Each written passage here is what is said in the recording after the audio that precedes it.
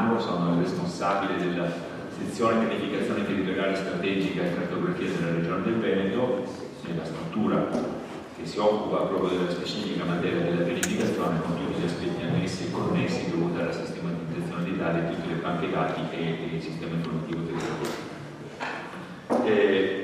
Questo è uno degli incontri, non so che credo sia il quarto incontro programmato sull'area dell'Alto Polesine, proprio per discutere per un complesso scenario un articolato scenario di partecipazione con tutti gli attori, con tutti gli stakeholders che hanno interessi e comunque sono produttori di dati o di interessi sul territorio per redigere per attuare una variante di un piano dati. Adesso però andrò un po' più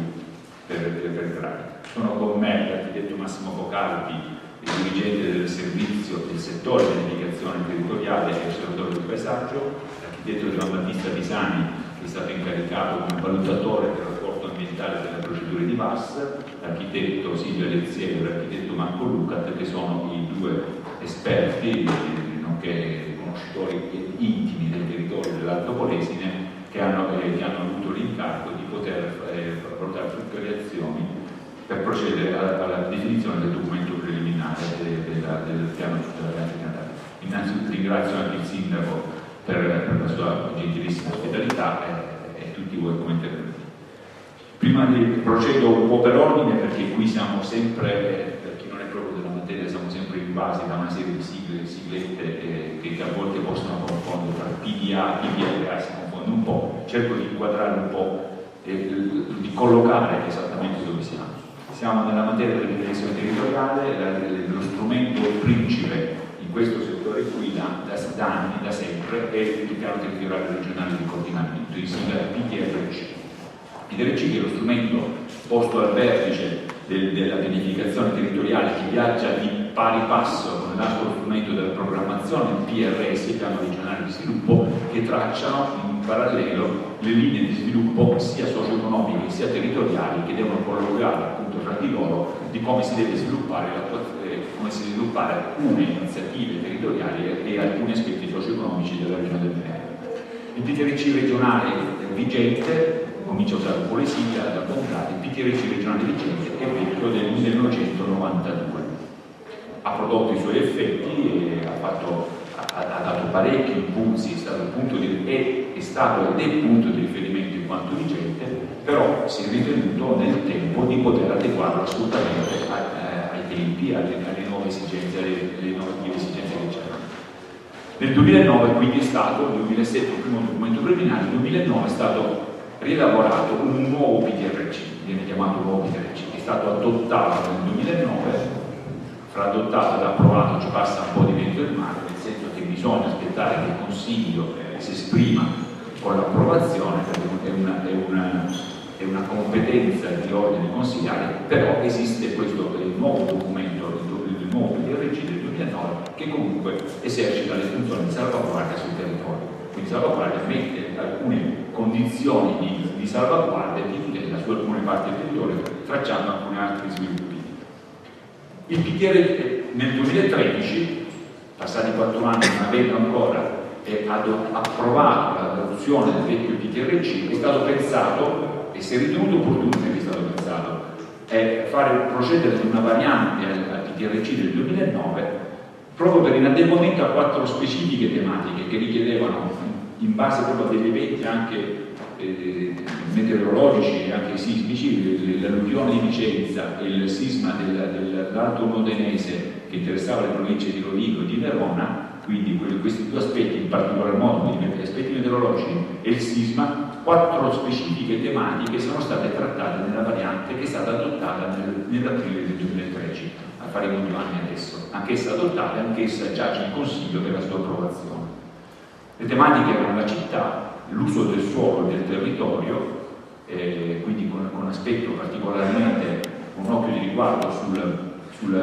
sistema idrogeologico per appunto gli eventi alluvionali, l'evento sismico, la mobilità e ultimo aspetto, che era poi il più pregnante, il più importante di questa variante, era proprio gli aspetti della pianificazione territoriale con valenza paesaggistica. cioè dare una connotazione di valenza paesaggistica a questo strumento che è di pianificazione territoriale. Ci passa un qualche differenza che però deve essere ovviamente coniugata in modo che siano felicemente portate a terra. Questi aspetti qui sono stati, ripeto, adottati e tutto questo viaggia con un tema comunque caro a tutti quanti, sia politici che cittadini comuni, è quella che è una specie di slogan che è viaggiato, perlomeno per quello che si percepisce dai documenti, è il contenimento dell'uso del suolo. Questo è un aspetto molto importante che viene comunque, come strategia, viene comunque esercitata, espressa in ogni qualsiasi tematica, perché si parla di città, di mobilità o di tutela del territorio. C'è comunque questo aspetto fortissimo che le scelte politiche strategiche della giunta regionale, d'accordo con tutte le province, perché c'è tutto un sistema a cascata di sistemi, di piani che portano comunque questo valore aggiunto che è il contenimento dell'uso del suolo. Faccio un passo indietro, siamo nella valenza paesaggistica. Il PTRC, per arrivare adesso alla nuova sigla, quella che ci interessa, il PDA, il piano di area. Il PTRC esplicava aveva una connotazione territoriale, ma non aveva la valenza paesaggistica. Per fare questo era previsto, è stato previsto già dal 92, che potevano esercitare queste caratteristiche, potevano essere esercitate dai piani di area. I piani di area ne sono stati fatti 21, se non sbaglio, credo che solo 7 sono ancora in fase di adozione, gli altri sono comunque tutti stati approvati, quindi esercitano specificatamente il loro ruolo di salvaguardia del territorio con aspetto valenza paesaggistica, e fra questi 21 ce ne sono uno che interessava fortissimamente l'area del Polesine, che si chiama il piano di area delle Valle Grandi Veronese, per il quale ha esercitato un certo interesse qualche anno addietro ai comuni dell'Alto Polesine, il comune di Bergantino in Capofina, con altri, siamo arrivati a 34 comuni dell'Alto Polesine, hanno tutti aderito a questa prima iniziativa per poter procedere ad una variante che era una cosa abbastanza nuova, perché una variante del piano di area non era proprio prevista da oggi, ma si è potuto ritenuto di poter applicare un articolo della legge regionale urbanistica e quindi è stata avviata questa variante. Ripeto, è una felice esperienza che è stata fatta solo per 3 piani, per la variante del Valle Grandi Veronese, per come dico Ost Tirolo, e un altro piano che adesso non ricordo, l'ho anche scritto da qualche parte, ma non è importantissimo per il nostro, il quadrante Europa. Quindi per questi 3 piani è stata prevista una variante. Questa variante quindi si esplica attraverso un percorso di documento preliminare, di analisi, di concertazione, di procedure di VAS, per arrivare proprio al tavolo di riunioni che siamo oggi. È stato fornito dalla Regione un incarico a 2 esperti, ripeto, l'architetto Luca e l'architetto Vezziero, proprio per poter procedere, in quanto profondi conoscitori del territorio, a tutte le iniziative per poter avere questa partecipazione, discussione, questo completamento, si chiama in termine tecnico partecipazione, perché questo termine che deve essere comunque riportato su tutti i documenti, la partecipazione a tutti coloro che hanno interessi sul territorio per poter procedere ad un confronto ed un miglioramento delle iniziative che si prendono. Le iniziative sono tantissime, non le devo dire io, lo diranno successivamente i 2 architetti che mi seguiranno. Era importante dire un altro aspetto fondamentale: si sta facendo questo lavoro sempre nel mondo delle sigle, come ho detto prima, in maniera impropria, lo dico soltanto per essere un po' più figurativo. Esiste un'altra sigla importante, il PPRA, Piano Paesaggistico Regionale d'Ambito. Quindi, sviluppato il sistema paesaggistico e il sistema territoriale, esiste il sistema paesaggistico. Il sistema paesaggistico si sviluppa nella regione attraverso 14 piani d'ambito che fanno proprio tutte le discipline che è prevista dal codice europeo del paesaggio e dal codice cosiddetto codice urbani, che norma, che spiega come devono essere predisposti e elaborati i piani paesaggistici regionali. Non è vero che ne abbiamo 14, l'abbiamo articolato il territorio 14, non è ancora partito quello che interessa l'area di Veronese, perché le risorse economiche, le risorse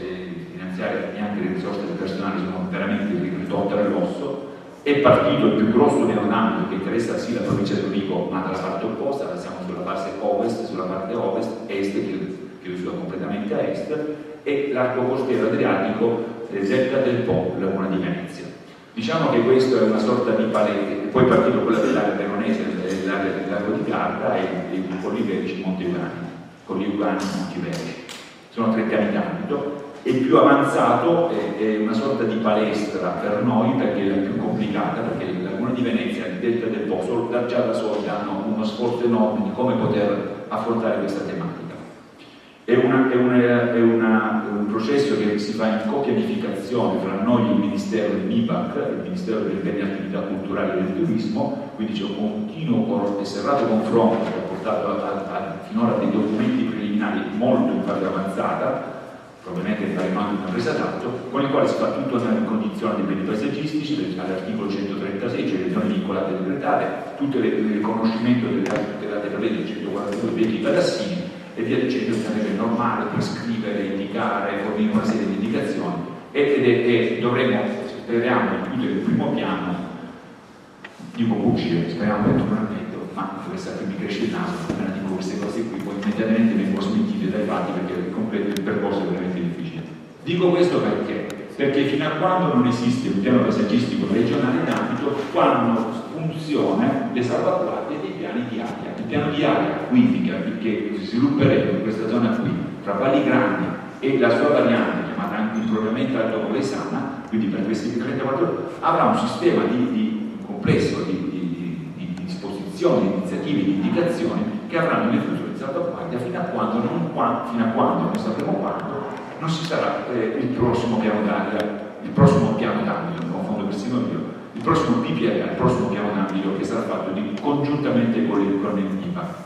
Dobbiamo dire anche che quando provvederemo ad intervenire su questa disposizione specifica, su questa zona del territorio, tutto quello che è stato fatto in piano sarà recepito, valutato e molta di quelle dei contenuti saranno transitati sicuramente nel piano regionale dell'ambito. Quindi questo è lo scenario che ci attende, tutto questo sarà seguito attraverso il processo parallelo che si svilupperà attraverso il processo della valutazione ambientale strategica, che è un elemento importantissimo del decretato con un decreto legislativo 152 del 2006, credo, 2006, con il quale si dice che non si facciano danni, che bisogna fare delle indicazioni, c'è un sistema, questo sì complesso, matriciale, con il quale si interessa una serie di dati per vedere il tipo di relazione, tipi di effetti, il tipo di efficacia. Non vorrei andare avanti perché poi i contenuti li diranno gli architetti, l'architetto Lucat e Leziero, ma adesso do la parola all'architetto Focardi che completa, forse circostanzia meglio il mio intervento che è solo di collocazione dove ci stiamo muovendo in questo percorso dovuto alla tendenza tecnica. Grazie.